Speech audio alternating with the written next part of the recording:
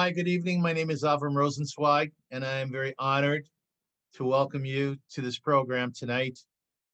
The program is called Remembering the 215, an Indigenous and Jewish Memorial.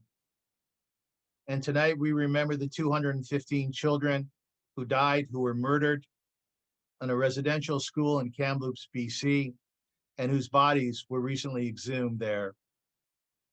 Our committee came together a couple of weeks ago, and we decided that it was extraordinarily important to share this information with our communities. We knew that we had to educate our members on what we could do to ensure that something like this would never happen again. Similarly, our objective was and is for you to become activists, to jot down notes throughout the show, to listen very carefully, and to make sure that when the program is over, you have a sense of what you can do to remember these little ones, to make sure that something like this never occurs again, and to go forward and be part of the solution of bringing peace and coexistence between our peoples and making this country as great as it could possibly be. Bob Goulais is an Anishinaabe from Nipissing First Nation. He's a well-known and sought-after teacher and speaker, and part of the organizing committee for the Remember the 215 Children Memorial. He's a second-degree member of the Three Fires Midewin, the original traditional society of the Anishinaabe people. He's the owner of Nipissing Consulting, providing Indigenous relations, cultural advisory, and engagement services reaching First Nations, Métis, and Inuit communities. Bob will provide those words that come before all other words, an invocation and thanksgiving to the Creator and the spirit world. He will also offer a calling in song to begin our memorial in a good way. Abojonin doy manganaduk, Jakotnish nakas migazi and dodem, Nipissing Ojibwe and Anishinaabe and El Taganing, Minwan Nipissing First Nation in Dongje. My name is Bob Goulais. I'm from Nipissing First Nation. I bring you greetings from the territory of the Nipissing Anishinaabe, the lands and waters of Nipissing First Nation. Today I join you as we remember and memorialize those lost children, those ones that went missing and never came home from residential schools. Specifically, those 215 that were found at the Kamloops residential school in British Columbia. I like to call them Menado Benojiak, spirit children, that when they were lowered to this earth, when they were birthed and raised by their families and their communities, they were children. And when they were taken at that young age, they continue to be children. So we offer our opening invocation to the Spirit, our opening song to the Spirit, and offering all of those good thoughts and good memories to the families, to the communities, and to the spirits of those Menado Benojiak. Ni mishomis, yi nejige ke ni minan ki jem nido, yi kakanage gogi yikendan, yi kakanage gogi ki jitun, ganawe ba mishin, ni gwech gijem nido, ni gwech mishom sananik nokum sananik. We ask the Spirit, our great kind Spirit Gijem Nido, to be with us today in partnership with the Habonim congregation, the Jewish community, and all Anishinaabe Indigenous peoples, that we offer our thoughts and our prayers to those loved ones that didn't come home from residential school. We offer up our prayers and our offerings to the spirit world, to those grandmothers and grandfathers, that they are looking after those loved ones in the spirit world. We ask the Spirit to look upon us with kindness and to offer that kindness and gentleness to those nations of people, those families, those communities that are grieving those loss of those loved ones, that they be looked after by the Spirit in that good way. I'm going to offer this song, an opening invocation, calling in the Spirit to be with us today. Miigwech.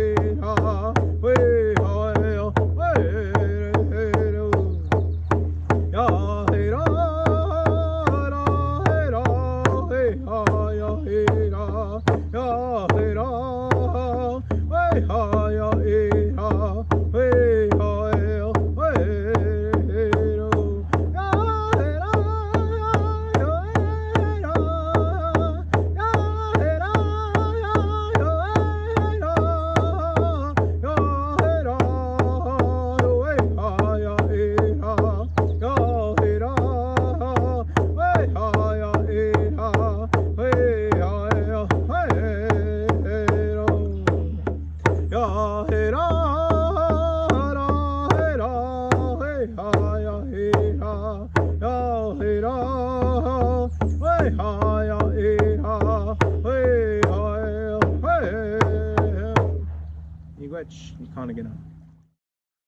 evening, all. Thank you for joining us. And thank you to Bob and Avrum for participating in this important initiative. My name is Ali Rubenstein, and I'm the religious leader of Congregation Habonim, the first synagogue in Canada founded by Holocaust survivors after World War II. Our Toronto congregation has hosted a number of programs related to First Nations issues in the past. In fact, the following significant inscription appears in the lobby of our newly appointed synagogue building. Quote, "Our congregation, founded by Holocaust survivors, empathizes with the centuries-old struggle of Indigenous people against discrimination, persecution, and injustice.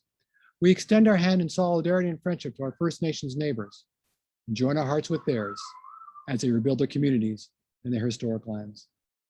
A few weeks ago, the members of my community, indeed most of Canada, responded with shock and horror to the devastating discovery of the unmarked graves of some 215 First Nations children, some as young as 3 years of age, at the site of the former Kamloops Residential School. Once the largest residential school in Canada, it was operated by the Catholic Church from 1890 to 1969, housing as many as 500 children at one time. This discovery may only be the tip of the iceberg. There are thought to be dozens of similar undiscovered burial sites near locations of former residential schools all across Canada. At least 150,000 Indigenous children pass through the residential school system. According to the Truth and Reconciliation Commission, they existed, quote, "to primarily break their link to their culture and identity." At least 140 residential schools existed in Canada, the first one founded in 1831, with the last school in Canada closing in 1996. Today, there are still many survivors dealing with the difficult long-term effects of the residential schools. The children taken from their families and communities were placed in these residential schools, meant to divorce Indigenous children from their histories, culture, and language, to kill the Indian in the child, as the infamous quote goes. Often, the child was also killed, as has been said. In the case of residential school victims, physical and sexual abuse and neglect were rampant. Cramped close quarters, poor nutrition, lack of medical care, and separation from family community made these young residents extremely vulnerable to illness, especially infectious diseases like tuberculosis. Many were buried in unmarked graves, and in all likelihood, their names will never, ever be known. Their families ultimately never knew their fate, and were left wondering what became of them. There's a value you find in almost all cultures and religious systems. Adults are supposed to protect children, and our vulnerable children are supposed to be cherished and nurtured by the adults that surround them. In the case of the residential school children, it was the exact polar opposite. One group of adults preyed on defenseless children, while the other adults, their parents, were powerless to protect them in the face of this brutal governmental assault. The pain felt by these children and parents, torn asunder from each other, must have been truly immeasurable. As I come to the conclusion of my remarks, let me just say this. Justice will not be served until every Indigenous child who is buried in an unmarked grave behind a residential school is found, and every attempt made to identify them and return their remains to their families. Justice will never be served until the Indian Act and every other form of systemic injustice against Indigenous people has been abolished and replaced with laws that treat Indigenous people fairly, and then all forms of systemic racism in Canada. As moral human beings, it is our obligation to think and to act as allies to the Indigenous community and to do everything we can and are called upon to do in the name of justice. Let me conclude with one last heartbreaking story a few years ago. In this story, a First Nations woman was recounting how she was removed from her home as a young child by a federal agent who picked her up in a float plane from a remote northern community, which was accessible only by air. Her parents were told that their daughter would return in the near future.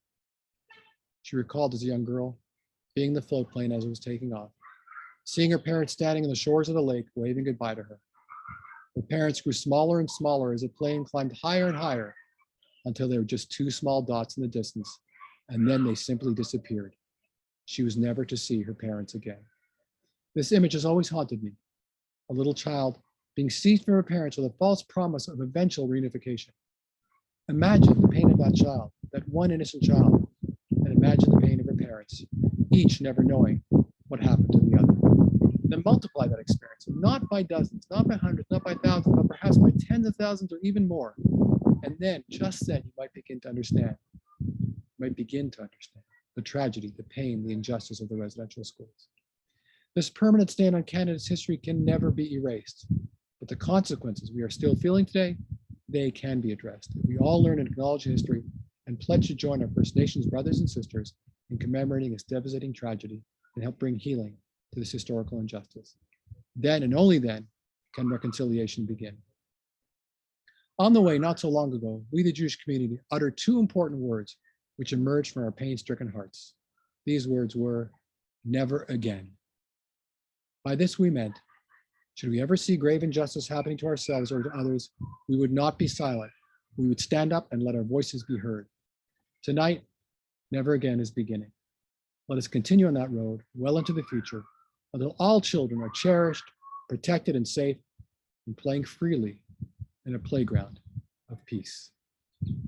Miigwech, Lech LeShalom, go in peace. Aviva Rajsky is the daughter of a Holocaust survivor and the senior cantor at Congregation Habonim. Tom Bellman is a Toronto composer and guitarist. Both work at Habonim as musical clergy. They will now perform the song Olam Chesed Yibaneh. The word from Psalms have been interpreted to mean the world will be built on kindness. And kindness is exactly what the 215 children in the residential school in Kamloops needed and that they deserved.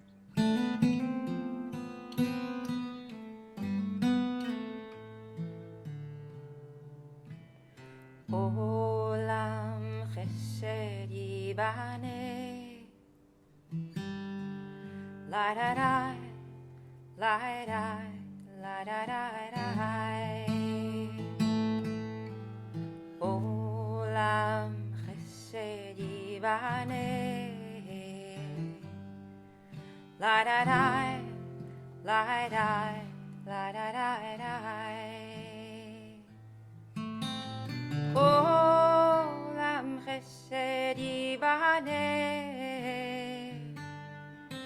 la da da, la da, la da da da.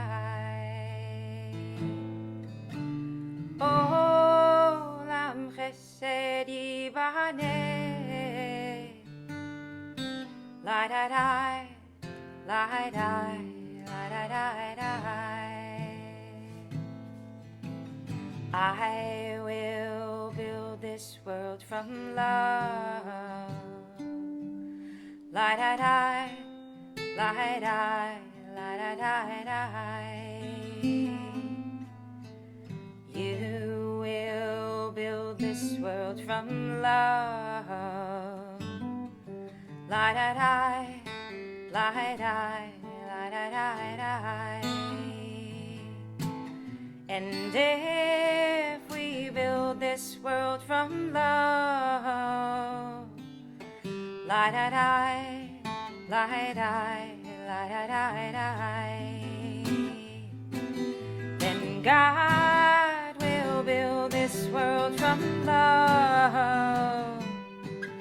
La da da, la da, la da da da. Olam chesed yibaneh, la da da, la da, la da da da. Olam chesed yibaneh, la da da, la da, la da da da. And if we build this world from love, la da da, la da, la da da da, then God will build this world from love. La da da, la da, la da da da.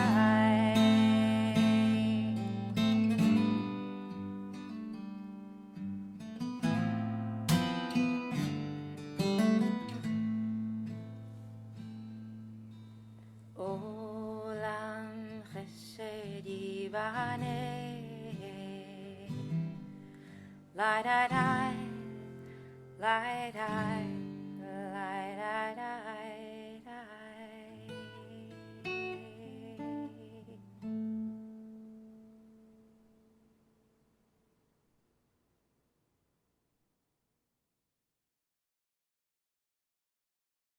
Elder June Commanda has served over 30 years as band counselor for Nipissing First Nation. She's a language speaker, a mentor, and an outspoken advocate for Ojibwe and Anishinaabe language reacquisition. Elder June has attended the St. Joseph Girls' School at Massey, Ontario, and has been sharing her story with Canadians to help better understand and bring truth to the residential school experience. June's story is incredibly moving. It is emotional, and it is the truth. Her story is powerful and may be triggering for some audience members. If you are distressed by the content, please seek out community support. Residential school survivors can reach a 24-hour crisis line by calling 1-866-925-4419. That's 1-866-925-4419.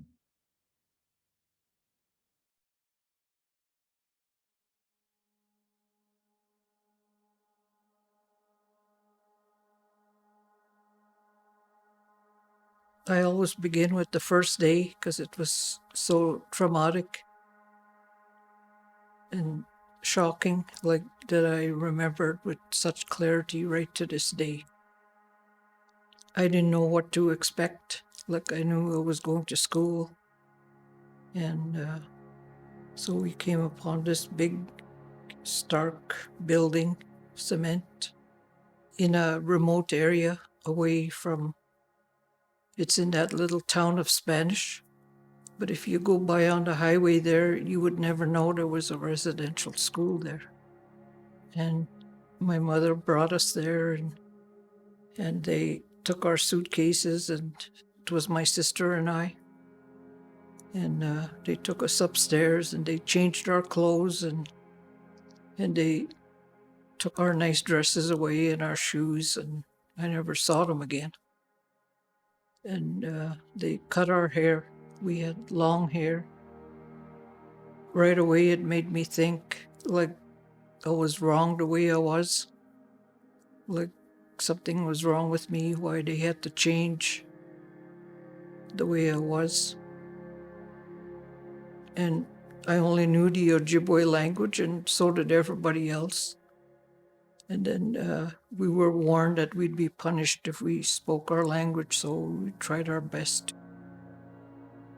I found grade 1 like the hardest. It was so harsh, like trying to learn the language, you're trying to learn English, and being left-handed, I was hit constantly on my hands. The teacher would sneak up behind you and hit you with this pointer that she used on the blackboard. And it was really hard. And I remember all the teachers I had through the grades, but that grade 1 teacher, I can't remember her name. I just see her shoes. I was busy there looking after my little sister, trying to keep her out of trouble so she won't be punished. And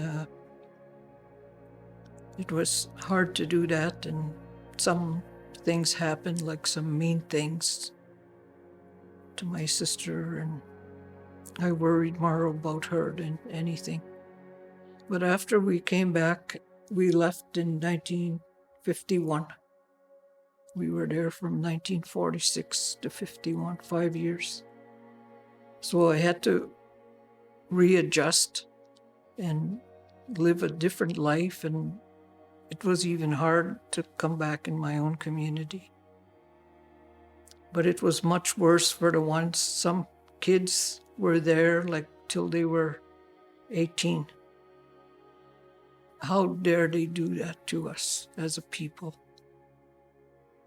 I was so angry.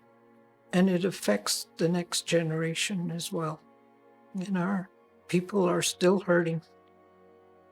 I'll tell you a little story about my mother. Like, she lived till she was 92. When she was 90 years old, she called me and she said she loved me.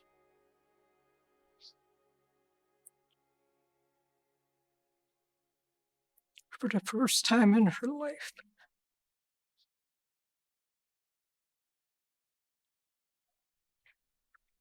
And I had a bit of that too. And when I realized that, whenever I see my kids, my sons are 6 feet tall, I hug them and tell them I love them. Because that was missing in our lives.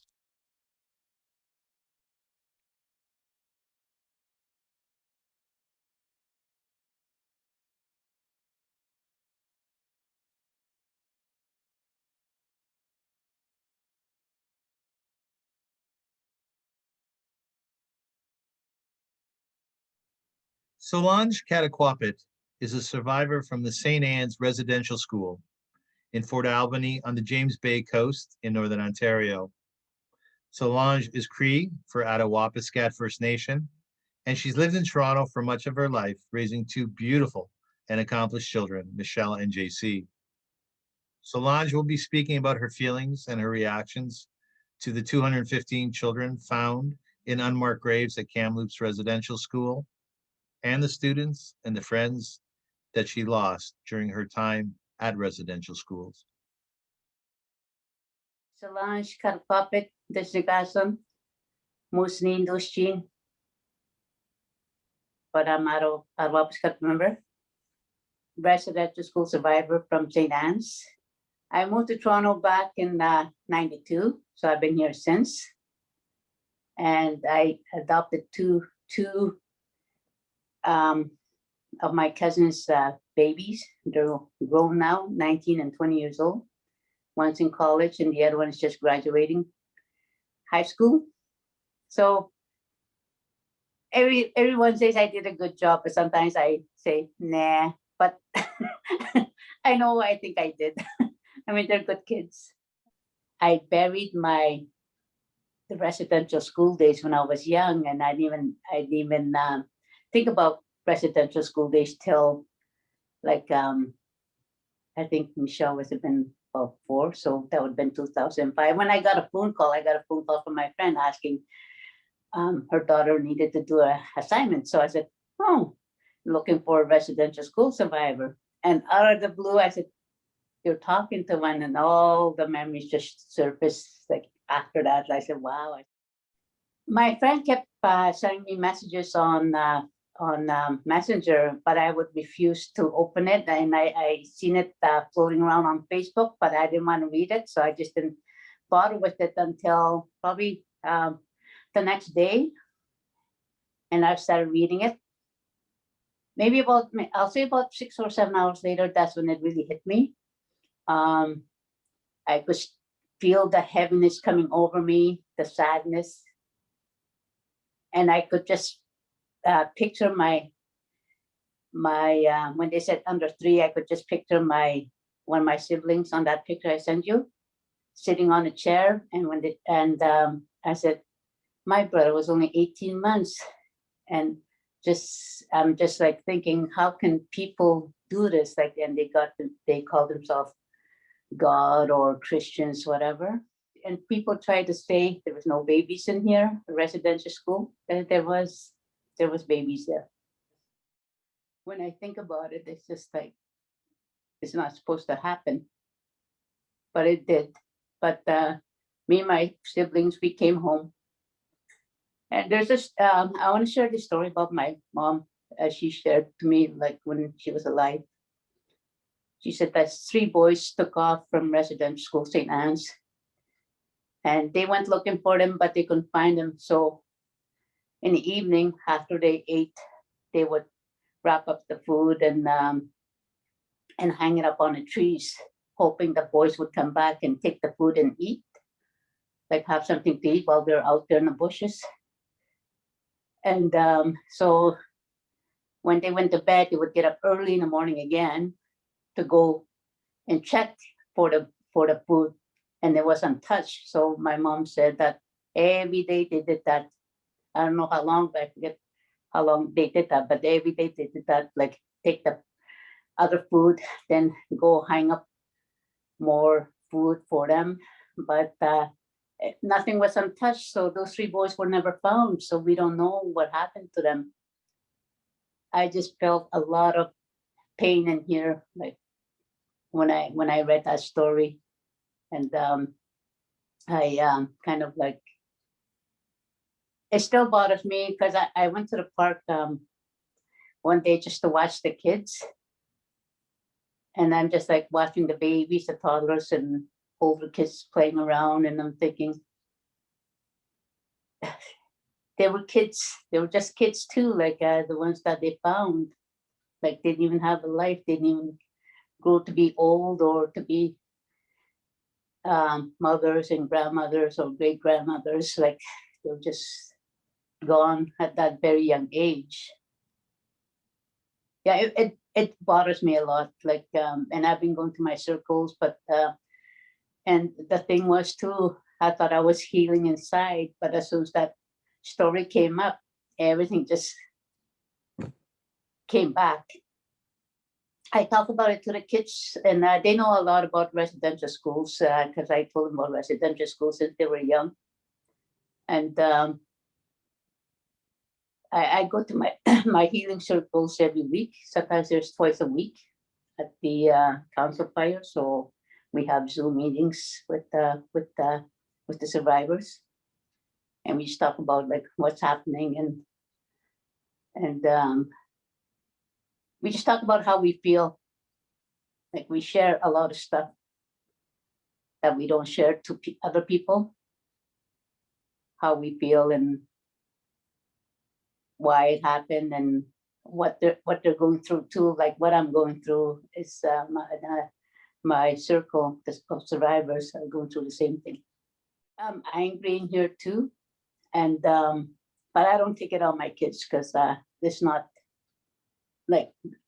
me to take it out on them when I'm like sadness, and but my kids know.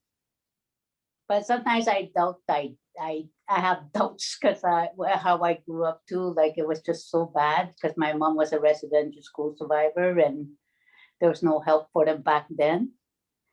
But when I was growing up, I always made a promise to myself I would never like do a lot of like drinking and all that, and I didn't. I always made a promise that I wouldn't raise my kids the way I was raised up in an alcoholic home because my mom couldn't cope, I guess, with her bad experience with the residential school too. So I just broke that cycle, put it that way. Get them to know the history of residential schools, plus the orange shirt day, like the story to the orange shirt, how that orange shirt came along, like the story about the little girl that went to residential school. She went to and they took away her orange shirt away from her. So that's, yeah, you know the story. Yeah. And all this, the Kamloops thing, there's a lot of stories coming up now, like people that talk about the residential school, what they've seen, what they went through. A lot of bad stuff went in there, but I don't want to get into details with mine. It's too, like, I get too emotional if I talk about stuff that I went through in there. It was bad.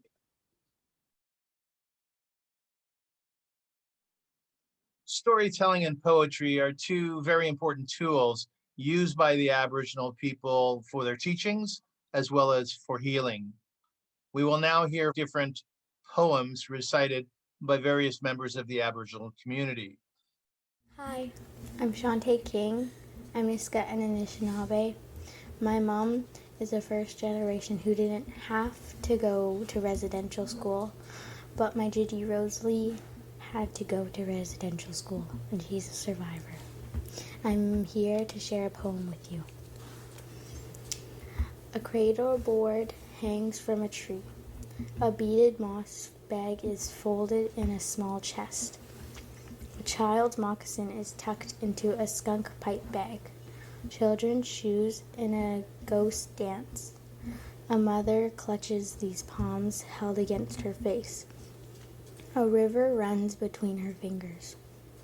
A small boy covered in soot on all fours, a naked toddler, plays in the water, while her cookum skirt is wet to her calves. "How tall are you now?" she asked. "I'm bigger than the blueberry shrub." oh, as tall as an aspen. Where my birth was buried, see my belly button? Each have dragged rabbit to the tent. A teepee watched expert hands. Skin butcher make berry soup for dinner. Boy falls, a robin with a slingshot. He is shown how to skewer the breast roast, the bird on hot coals. He will not kill without purpose again. The teepee tent, the log shack are empty. Trees crane their heads through the teepee flaps, the tent next door through the cracks of the mud shack. A mother's long wail from 1890 carried in the wind. A grandparent pokes embers, a sprinkle of tobacco, cedar, sweetgrass, fungus, sage swirls upward. Children's creaks trickle in their sleep. A blanket of deep earth covered, fingers entwined, arms around each other. We have been waiting. It is time to release this storm that consumes all of this nation. Awasis. The spirit light, these angels dance in the flame. The bones will share their stories. Listen, listen, act. These children are ours, could be yours. By Louise B., Half Sky Dancer. Thank you. Do I exit me? Hello, my name is Shannon-Rose Vickers King, and I am Nisg from the village of Lachilzap in northern British Columbia. I am Rajsky of the Eagle tribe, and my mom is a residential school survivor. Her name's Rosalee Vickers, and I'm honored that she was here to share with you today as well. When I first started learning about residential school, I was fresh into college, probably about 18 or 19. It really struck me. I remember grieving then, and I've grieved countless times since then. I had the song that came to me in my mind, and I remember I shared it once and once only, and I've never really done much with it since then. It's kind of just sat in my heart, and I'm going to share that with you now. The impact has trickled down this rocky stream. Grief has tumbled, churning rapid currents to my being. Ancestral ties built a landslide of grief to fall on me. That's kind of what intergenerational trauma feels like. Thank you. Do I exit me? My name is Rosalee Vickers. I am from Anishinaabe Nation in northern BC. I'm a residential school survivor. I was sent to Edmonton, Alberta as a child. I am a proud eagle from the Nisg Nation, and I'd like to read you a poem called Reconciliation. I sit here crying, I don't know why. I didn't know the children, and I didn't know the parents. But I knew their spirit, and I knew their love. I know their loss, and I know their potential. And I am overwhelmed by the pain and the hurt, the pain of the families and the friends, pain of entire people, unable to protect them, to help them, to comfort them, and to love them. I did not know them, but the pain is so real and so personal. I feel it in my core, my heart, and in my spirit. I sit here crying, and I'm not ashamed. I will cry for them and the many others like them. And I will cry for you, and I'll cry for me. I'll cry for the what could have been. Then I will calm myself, smudge myself, and offer prayers. And know that they are no longer in pain, no longer do they hurt, for they are at peace.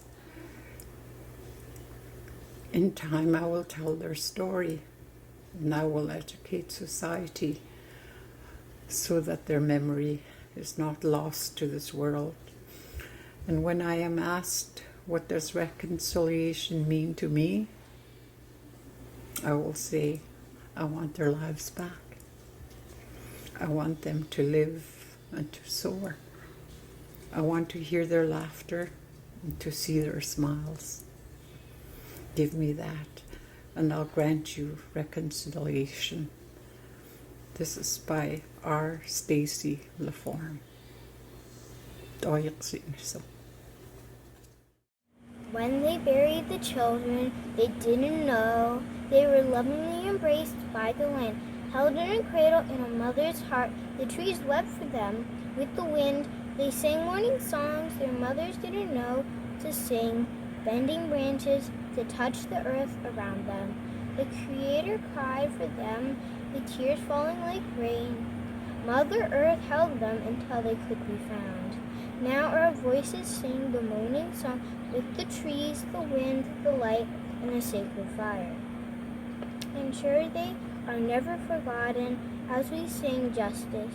By Abigail Echo Hawk. Masicho, that means thank you. Forgotten Graves. Who were the children forced to enter a residential school in Kamloops, British Columbia? What were their names before baptism washed away identity ties with family, ancestors? Who read signs in the sky, followed rivers to the sea, spoke to their brothers, deer, foxes, moose, bears, shared eternal forest, respected islands and streams, all the bounty bestowed on men? Who were the 215 children hidden in shallow graves? No names anymore, no parent ever informed, your child has died. You must place every child in the arms of family, restore every name, give them back to their people, to their God. Written by Mary Ann Walthorn. Masicho. Tasheena Sarazin is a dancer. She's a performing artist. Tasheena has recently organized a memorial for the 215 children buried at the Kamloops Residential School, which also involved an emphasis on healing and wellness for the Indigenous community. She'll be singing with her sons, Niven Nakoji, who's 13 years old, and Lance Sarazin, who is 10. Their first song was made by Tasheena with her son Lance during the full moon in February, which is known by the Alqonquin as the Bear Moon. This is Lance's favorite song to sing, as you'll see by the courage he has to lead the song.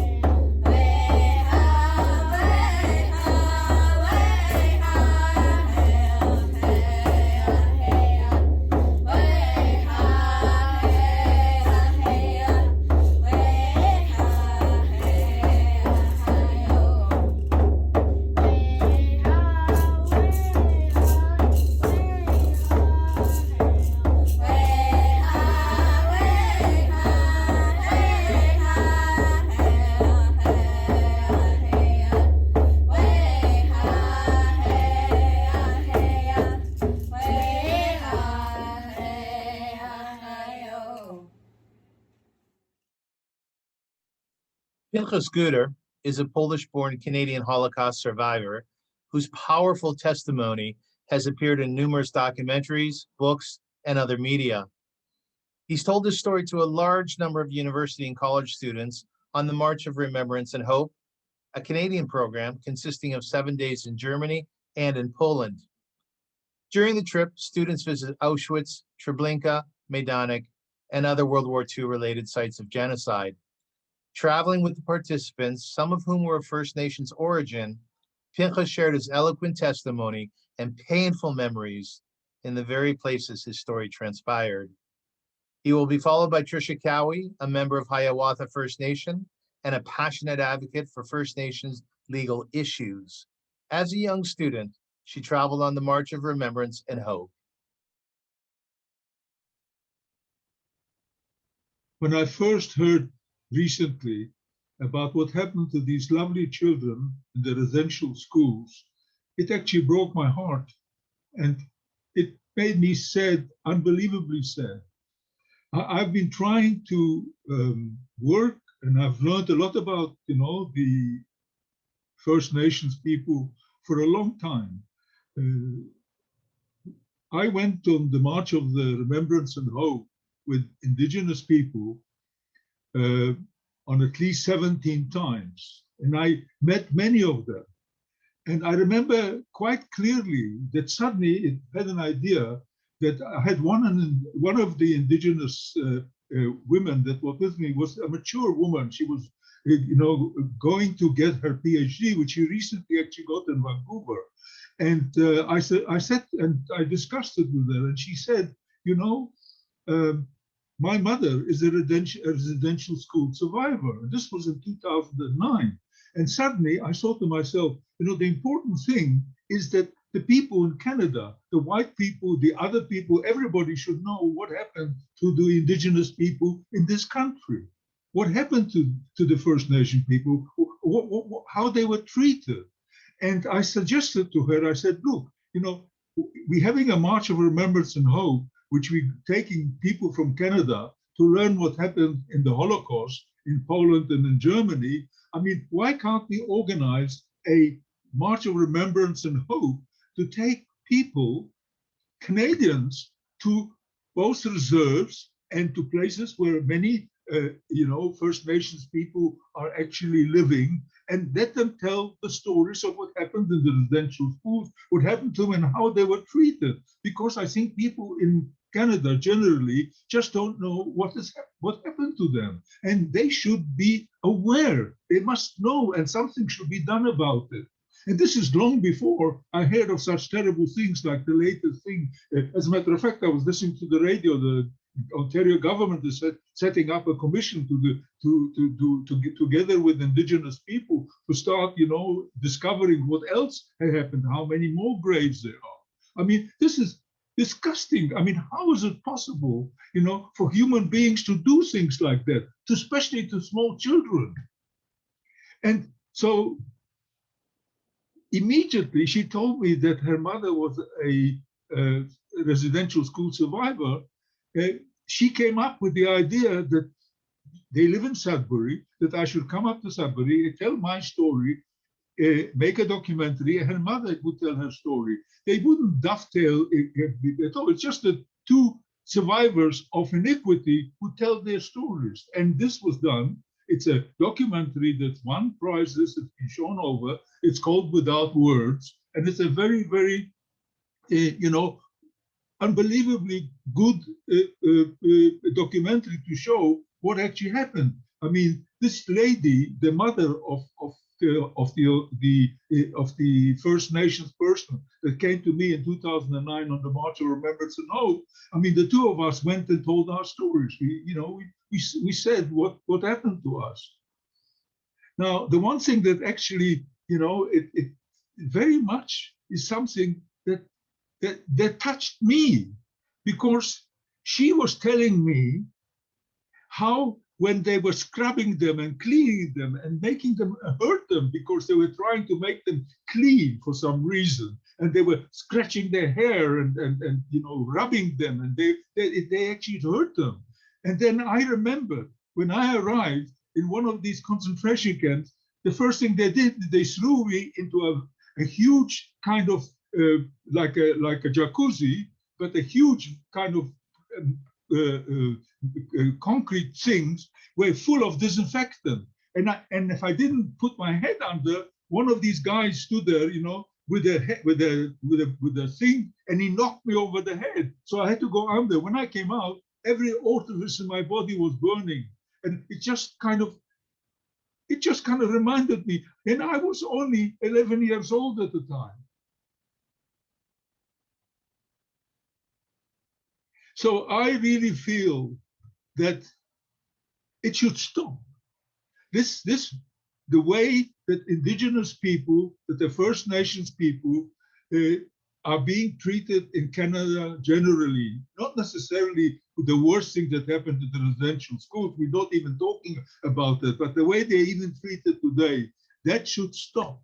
And people should really take cognizance of the fact that we are all human beings. We must all be treated exactly, and their culture and their songs and everything that they have, their whole beings must be respected. This is the way I feel, and this is the way it should be. I really feel that it's terribly important, especially now when they discovered these terrible graves of these lovely little children. I mean, it just breaks my heart. I'm sorry. I'm very sorry. When I joined the March of Remembrance and Hope in 2003, it was a very natural progression for where I was in my life and where I was going. At the time, I was 20 years old and I was attending the University of Toronto. I was studying Aboriginal studies and political science, and I knew that I wanted to be a lawyer. I knew that I wanted to fight for social justice for First Nation, Inuit, and Métis across Canada.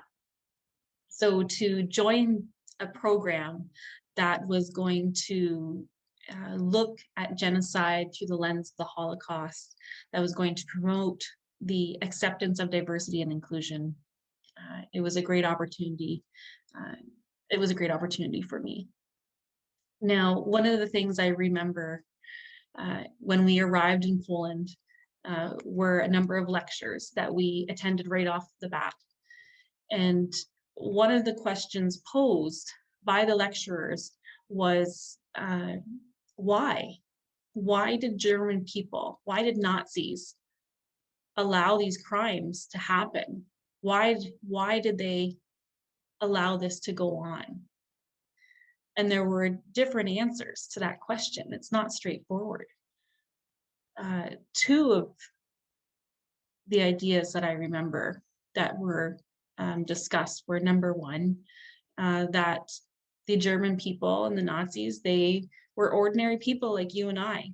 They were working to take care of their own families during a wartime period, and they were able to be willfully blind to what was happening.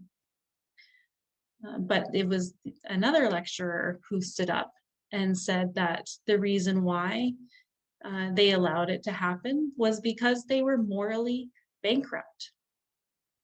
And I find myself reflecting on that often in the last several weeks. And the reason why is obvious, and why we're all here this evening. The horrifying discovery of 215 Indigenous children found buried in a mass grave at the Kamloops Indian Residential School. You know, there's no words for that tragedy. And what makes it more shameful for me is that Canadians knew that this was the case. We knew that there were thousands of missing children. We knew that there were mass burial sites at residential schools. And we knew this because it was laid out in the 2015 Truth and Reconciliation Commission report. The TRC has an entire chapter dedicated to laying out that horrifying legacy. There are calls to action in the Truth and Reconciliation Commission report that specifically deal with how to commemorate and how we may repatriate these Indigenous children back to their families. And it was never acted on. The step to atone for this horrific past, it was never taken. And I find myself asking, have Canadians been willfully blind to the Truth and Reconciliation Commission report? Have we been blind to the 50 other reports that came before it, talking about the problems that affect Indigenous communities specifically, why they're affected, but also how to fix the problem? Have Canadians been blind to the ongoing legacy of residential schools, to the 60s scoop, to the child welfare crisis, to the resulting poverty and mental health crisis?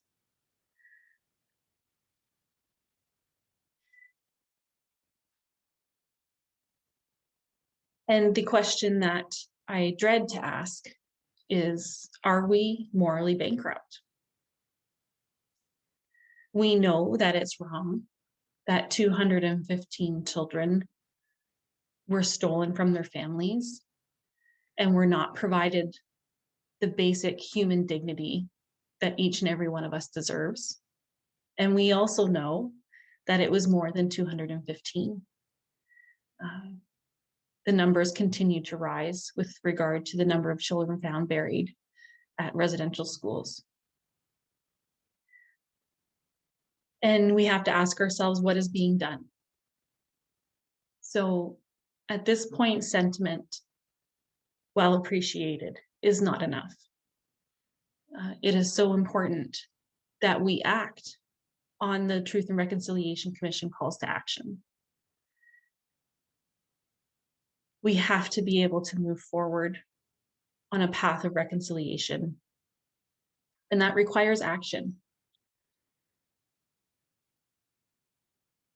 I would like to end with a quote that all of you will be very familiar with.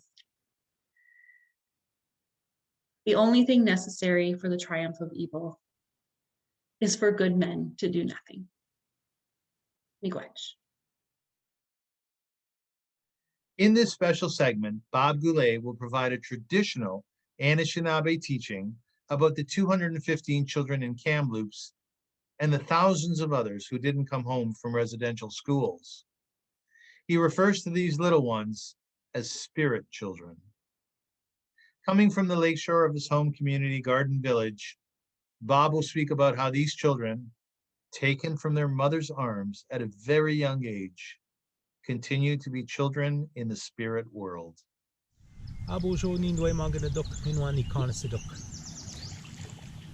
During my invocation, I talked about how I refer to the children that have passed on, that didn't come home from residential schools, as Manido Benojiag, the spirit children. And the reason why I like to think of them in that way has to do with their connection to the spirit. When they're first born and brought into this earth, they have a very strong connection to the spirit world. When they first come, they teach us that inherent gift of love, that unconditional love that children have for their parents, that parents have for that children. That's one of the 7 grandfather teachings we call Zalgedwin, that love. And when they are that young, they go throughout this time in this physical place, playing, learning, interacting with one another, smiling, laughing, running around, jumping, climbing those trees, climbing these rocks, swimming in that water. That they are that beautiful term, Benojiag, the children. And they're innocent in spirit. Nothing has impacted them, nothing has influenced them, other than the love and that nourishing they get from their families. And when they left and they were taken from this place, taken from our First Nations and brought to residential schools, that is when they started to see those influences that had taken away their innocence. But they still remain so close to the spirit world that they still have that innocence. They still know what's right and what's wrong. They knew that what was happening to them wasn't right. And that's that pain that they carried while they were at school. So many of them ran off and died just running away from schools, suffering from the elements. Many of them died due to violence in these schools. But that doesn't diminish their spirit. In the spirit world, after they passed on and then taken up to the spirit world, they continue to be children. They continue to carry on that beautiful spirit of children. So when I think of Menado Benochiag, I don't think of them as spirits in pain or spirits that are suffering, that they have made that transition to the spirit world, taken them from this earth, from that such difficult place, up through the 8 levels of the universe, up to the spirit world, and are comforted by their clan, their family members that have passed on before them. They were welcomed back to the spirit world from them. They were welcomed with food, welcomed with blankets, welcomed with nourishment, with that love in the spirit world. Our great kind spirit, Geshem and Ado, has a place for them. And they are being comforted to this day. So I like to think of those young ones, those 215 are in the spirit world.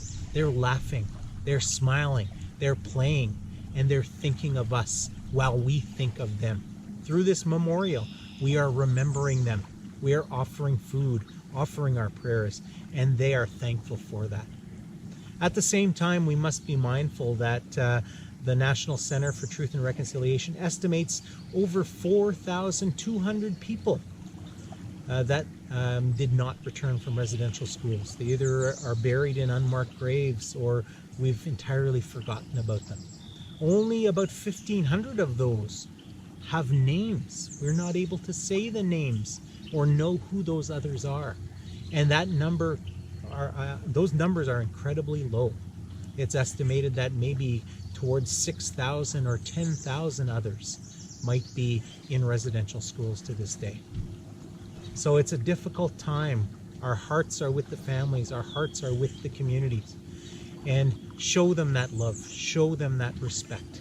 And offer your tobacco, offer your prayers, because that is part of that journey and that part of that comfort that we are providing for First Nations, for Indigenous peoples across Canada, and especially for the families and the communities of those Menado Benochiag, Nahamiigwech. The North Star song is a song that was originally created when Nibi Nekoji was only 4 years old. During a very difficult summer, he lost his best friend, Little Bear, to a drowning. To help him understand grief at such a young age, Tasheena and Nibi created this song together to sing to the children in the sky who guide our way.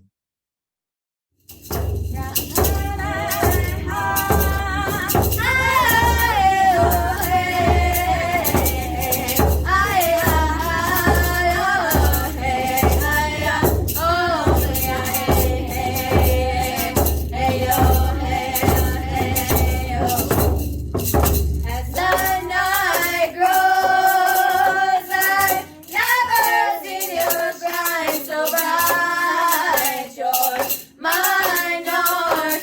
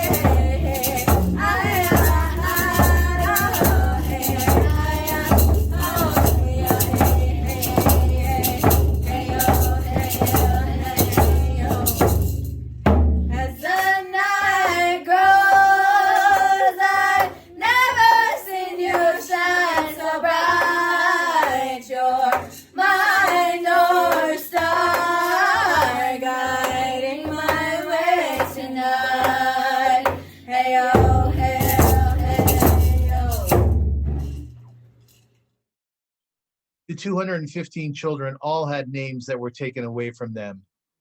Today, we seek to reclaim their names, their dignity, and their sacred memory. Aviva Rajsky and Tom Bellman will now perform the song, Each of Us Has a Name. The song begins with, each of us has a name given by God and given by our parents. Before I sing the following Hebrew song, L'chol ish yesh shem, written by the famous Israeli poet Zelda, I'd like to read it to you in English, the translation written by Marcia Fogg. Each of us has a name. Each of us has a name given by God and given by our parents. Each of us has a name given by our stature and our smile and given by what we wear. Each of us has a name given by the mountains and given by our walls. Each of us has a name given by the stars and given by our neighbors. Each of us has a name given by our sins and given by our longing. Each of us has a name given by our enemies and given by our love. Each of us has a name given by our celebrations and given by our work. Each of us has a name given by the seasons and given by our blindness. Each of us has a name given by the sea and given by our death.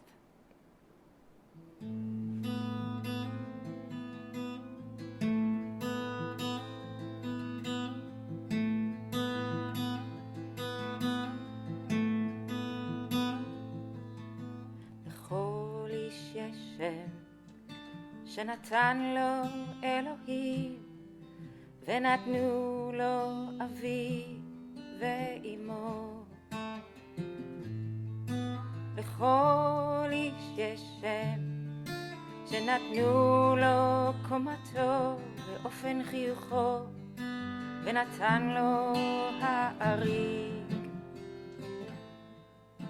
לכל איש יש שם שנתנו לו ההרים ונתנו לו כתלה. לכל איש יש שם שנתנו לו המזלות ונתנו לו שכינה. לכל איש יש שם, לכל איש יש שם.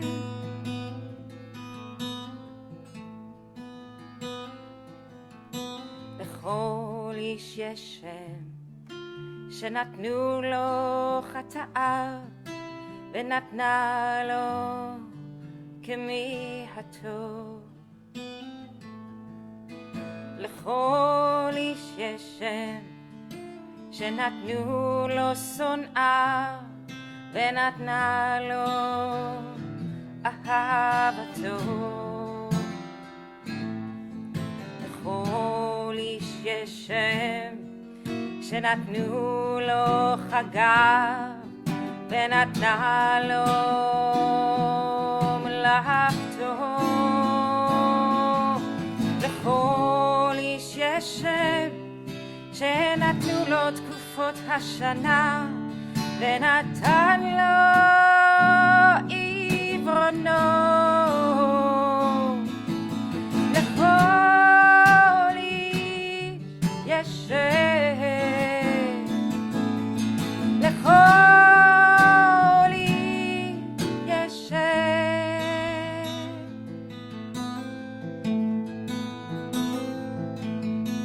לכל איש יש שם שנתן לו אלוהים ונתנו לו אבי ואמו. לכל איש יש שם שנתן לו הים ונתן לו מותו.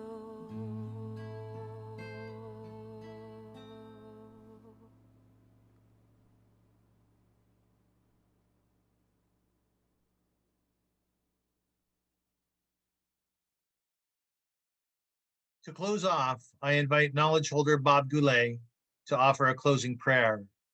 The prayer will ask the spirit of kindness and gentleness to deal with our collective grief as we remember the 215 children and the many, many more who did not return from other residential schools. To my relatives, to the Habonim congregation, to all Jewish and Indigenous communities across Canada, we ask the blessings of our great kind spirit Geshem and Edo to look after each and every one of you, to bless you in offering that thanks of good life we call Mino B'Matzui. We also ask the Spirit to look upon us with that kindness and gentleness as we all struggle with that grief and loss, as we remember the lives of those 215 Menado Benochiag from the Kamloops Residential School. We are reminded of that good life that we have, and we celebrate that good life together every day. We ask the Spirit to look after those that are needing that grief and that support, that we look after all those vulnerable people in our communities, and look after the safety and health and security of each and every one of us. Ag Joem Nishnang Jem Nido, Ag Joem Nishnang Jem Nido, Ag Joem Nishnang Jem Nido, Ag Joem Nishnang Jem Nido, Nikonagana, Miigwech. Friends from the Aboriginal community and from the Jewish community, thank you so much for joining us on this most important video, remembering the 215, an Aboriginal and Jewish memorial. This has been a very auspicious time that we've spent together, and it has because no doubt each and every one of us is far more educated on the plight of the Aboriginal community, of the children who attended the residential schools, and of the beauty that we find within the Aboriginal community. It's so important that when we shut off our YouTube video tonight, our computers, that we leave and we commit to the idea that we too will become activists to make changes in our world, to make sure that not one single child suffers again, as these children did at the residential schools. We therefore have 5 call to actions for you. I would ask you to jot these down or listen to them later, watch them later, and make sure to actualize at least one of them. Number 1 is observe Orange Shirt Day on September 30th. 2, commit to lifelong learning about Indigenous peoples. Number 3, read the final report of the Truth and Reconciliation Commission, especially Chapter 4, Missing Children and Unmarked Burials. Number 4, commit to personal sustained action as an ally of Indigenous peoples.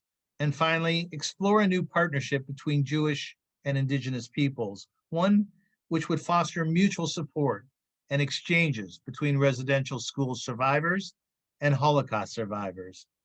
Such exchanges could include pilgrimages to residential schools and concentration camps. And finally, this evening, tomorrow, the following day, be kind. Take an extra step to do something beautiful for somebody else. Be conscious of the reality that within you is the ability to make our world a better place. It is within all of us.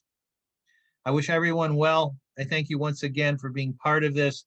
God bless. Shalom in the world. Miigwech, until we meet again.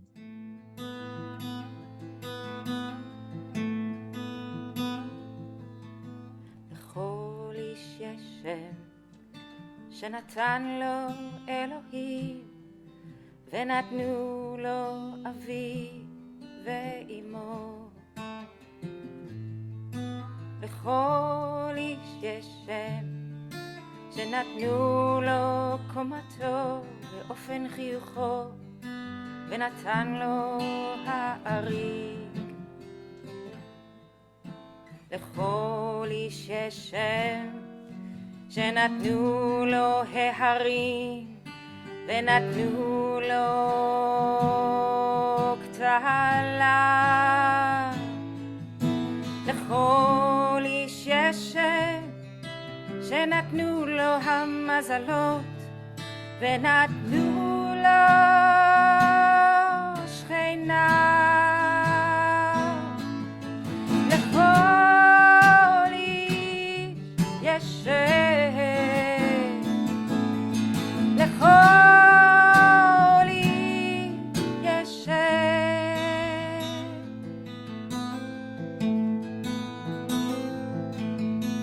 לכל איש יש שם שנתן לו אלוהים ונתנו לו אבי ואמו. לכל איש יש שם שנתן לו הים ונתן לו